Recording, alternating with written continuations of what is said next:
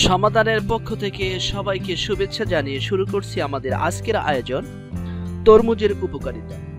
গরমে শরীর ঠান্ডা রাখতে তরমুজের জুড়ি মেলা ভার। তরমুজের নানা রকম উপকারিতা রয়েছে। এই ফলে শতকরা প্রায় 92% পানি আছে, তাই তরমুজ খেলে সহজেই পানির তৃষ্ণা মেটে। তরমুজের বিশেষ কয়েক ধরনের অ্যামাইনো অ্যাসিড নাইট্রিক অক্সাইড তৈরি করে রক্তের স্বাভাবিক কার্যপ্রণালী বজায় রাখে। উচ্চ রক্তচাপ স্বাভাবিক থাকে। তরমুজে প্রচুর পরিমাণে ভিটামিন এ আছে, এতে বিটা ক্যারোটিনের পরিমাণও অনেক। বিটা ক্যারোটিন চোখ ভালো রাখে।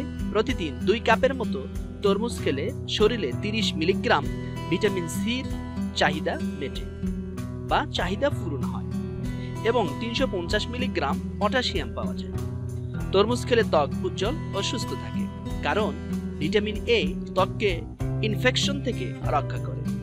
তরমুজের ভিটামিন B6, ভিটামিন B1 শরীরে এনার্জি তৈরিতে সাহায্য করে। এর ভিটামিন সি কোলাজেন গঠনে সাহায্য করে। তরমুজে আরও আছে পটাশিয়াম, যা উচ্চ রক্তচাপ নিয়ন্ত্রণে রাখে। কিডনিতে পাথর হওয়ার ঝুঁকিও কমায়।